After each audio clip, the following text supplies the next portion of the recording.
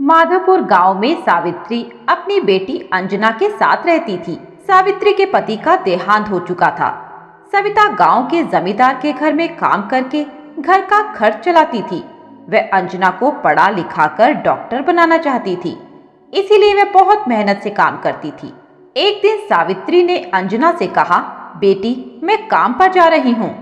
अंजना बाहर खेल रही थी। अंजना ने कहा, माँ आप आज काम पर मत जाओ, मेरे साथ घर पर ही रहो, आपके बिना मेरा मन नहीं लगता। सावित्री बोली, बेटी काम पर तो जाना ही पड़ेगा, नहीं तो पैसे कहाँ से आएंगे, और फिर पैसे इकट्ठे कर तुझे पढ़ाना है। जब तक तू पढ़ लिख कर डॉक्टर बन जाएगी मैं घर पर रहा करूंगी। ये कहकर सावित्री काम पर चली गई। अंजना खेल में लग गई। दोपहर के समय अंजना घर में सो रही थी, तभी किसी ने दरवाजा खटखटाया।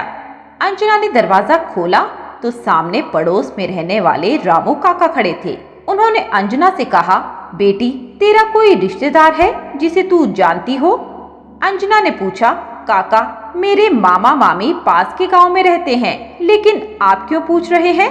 तब रामू काका ने बताया, बेटी तेरी माँ सफाई कर रही थी और वह गिर गई, अब वह हमारे बीच नहीं रही।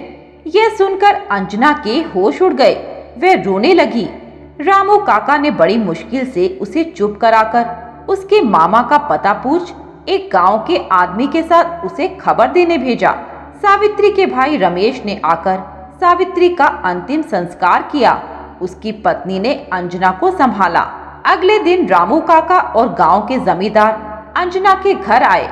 उन्होंने रमेश से बात की। जमींदार ने कहा, रमेश जी यह बच्ची अब अनाथ हो गई है, इसकी देखभाल आपको करनी होगी। सावित्री का देहांत मेरे घर में काम करते हुए हुआ, इसीलिए मैं इस बच्ची के पालन पोषण के लिए 1 लाख रुपए दे रहा हूँ। आप इसका अच्छे से पालन पोषण करना। यह कहकर जमींदार ने रुपए रमेश को दे दिए। रमेश ने कहा, मैं इसका अच्छे से पालन पोषण करूँगा, आप चिंता ना करें। अगले दिन रमेश अपनी पत्नी कुसुम और अंजना को लेकर अपने घर आ गया, लेकिन अंजना का वहां मन नहीं लग रहा था। उसे अपनी माँ की याद आ रही थी। वह दिन रात रोती रहती। एक दिन कुसुम ने कहा, अंजना जो होना था वह हो गया, अब उसे भूल जाओ और घर के काम में मेरी मदद किया करो। अंजना ने कुछ नहीं कहा, वह चुपचाप मामी के काम में हाथ बटाने लगी। एक दिन अंजना ने अपने मामा से कहा, मामा मैं स्कूल कब जाऊंगी, मैं पढ़ना चाहती हूँ। माँ मुझे डॉक्टर बनाना चाहती थी। रमेश यह सुनकर गुस्से में बोला, हाँ हाँ तेरी माँ ने तो बहुत पैसा छोड़ा है तेरे लिए जो तुझे स्कूल भेजूं। चुपचाप घर में रहना है तो रह, नहीं तो वापस अपने गांव चली जा। रमेश और कुसुम अंजना के पैसे हड़प चुके थे। वे अब अंजना से पीछा छुड़ाना चाहते थे। कुसुम अंजना से सारे घर का काम करवाती और उसे ठीक से खाना भी नहीं देती थी। अंजना मामा मामी के अत्याचारों से बहुत दुखी हो गई। वह अकेले में रोती रहती। वह अब मामा के घर नहीं रहना चाहती थी। एक दिन वह घर छोड़कर चल दी। वह अपने गांव जाना चाहती थी, लेकिन वह चलते चलते शहर पहुंच गई। उसे कुछ समझ नहीं आ रहा था कि वह कहाँ जाए, क्या करे। उसे बहुत भूख लगी थी। अंजना सड़क के किनारे बैठकर रोने लगी। तभी उसके पास एक बुढ़िया माई आई।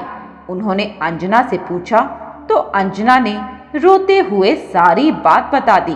तब बुढ़िया माई ने कहा, मैं भीख मांगकर गुजारा करती हूँ, तू भी मेरे साथ भीख मांग और पास ही मेरी छोटी सी झोपड़ी है, वहीं रह लेना। अगले दिन से अंजना बुढ़िया माई के साथ भीख मांगने लगती है। उसे यह काम पसंद नहीं था, लेकिन मजबूरी में करना पड़ता था। एक दिन वह भीख मांगते मांगते एक अस्पताल के पास पहुंच गई। वह अस्पताल के अंदर चली गई। वहां उसे एक डॉक्टर मिले। डॉक्टर ने उससे पूछा, बेटी तुम्हें क्या परेशानी है?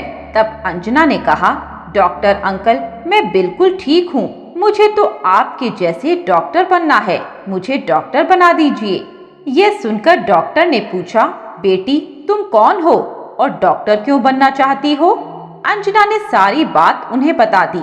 उसकी बात सुनकर डॉक्टर उसे अपने घर ले गए। उन्होंने अपनी पत्नी से अंजना के बारे में बात की। उनकी पत्नी के कोई संतान नहीं थी। उन्होंने अंजना को अपने घर में रख लिया और उसे स्कूल भी भेजना शुरू कर दिया।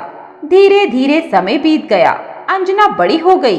एक दिन वह घर पहुंची और उसने कहा, मम्मी पापा आप कहाँ हो? डॉक्टर की पत्नी ने अंजना से पूछा, क्या बात है बेटी, तुम आज बहुत खुश नजर आ रही हो। अंजना ने उनके पैर छुए और कहा, माँ आज मैं डॉक्टर बन गई। ये आप दोनों के कारण हुआ है। आपने एक अनाथ भिखारिन को अपनी बेटी बना लिया। यह कहकर अंजना रोने लगी। डॉक्टर और उनकी पत्नी ने उसे चुप कराया। डॉक्टर ने उससे कहा, बेटी तुम डॉक्टर अपनी मेहनत से बनी हो, हमने कुछ नहीं किया। आज खुशी का दिन है, रोने का नहीं। अगले दिन से अंजना डॉक्टर बन अस्पताल में काम करने लगी। कुछ दिनों बाद डॉक्टर और उनकी पत्नी ने अंजना की शादी करवा दी। अंजना का पति भी एक डॉक्टर था। इस तरह अंजना ने अनाथ होते हुए भी अपनी लगन और मेहनत से अपनी माँ का सपना पूरा कर दिखाया। मित्रों, आपको ये कहानी कैसी लगी हमें कमेंट बॉक्स में बताएं। साथ ही ऐसी नई नई कहानियों के लिए हमारे चैनल वैदिक मंथन को सब्सक्राइब करें।